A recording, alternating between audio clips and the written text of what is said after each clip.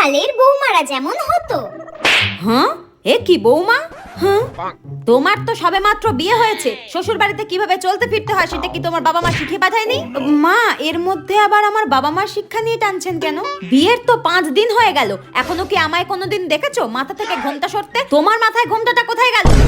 সামান্য এই কথা নিয়ে আমাকে এত কথা শোনাচ্ছে? ছি ছি ছি ছি ছি, সামনে শ্বশুর মশাই বসে রয়েছেন আর উনি নির্লজ্জের মতো কি সুন্দর ঘুরে বেড়াচ্ছেন। আরে লাজ লজ্জার মাথা খেয়ে বসে রয়েছো, একটু ঘোমটাটা টানলে কি হয়?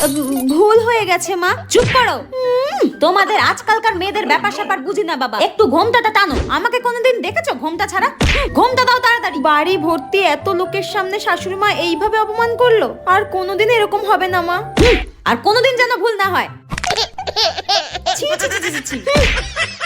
এখনকার দিনের বৌমারা যেমন হয়। মম, আমি একটু ফ্রেন্ডদের সঙ্গে শপিং এ বেরোচ্ছি, বাই। এ কি বৌমা, তুমি এরকম ছোট ছোট জামা কাপড় পরে কোথায় যাচ্ছ? হ্যাঁ, আর এসব কি পরেছো? হ্যাঁ, কেন? Crop top and jeans? Crop top জিনিস? হ্যাঁ, শোনো বৌমা, আমি ওসব বুঝি না। তুমি যেখানে যাওয়ার যাও, কিন্তু শাড়ি পরে তারপর যাও। ও প্লিজ মম, আমি ওসব শাড়ি টাড়ি পরতে পারি না। আর বিয়ের আগে তো আপনার ছেলেকে আমি শুদ্ধ বাংলা ভাষায় বলে দিয়েছিলাম যে আমি শাড়ি পরবো না। হ্যাঁ, কোথায় সাত সকালে শাড়ি পরে ঘোমটা টেনে শ্বশুর শাশুড়িকে চা দিয়ে প্রণাম করতে আসবে, তা নয় সাত সকালে উনি ছোট ছোট জামা কাপড় পরে বরের টাকা ধ্বংস করতে চলে যাচ্ছেন শপিং মলে।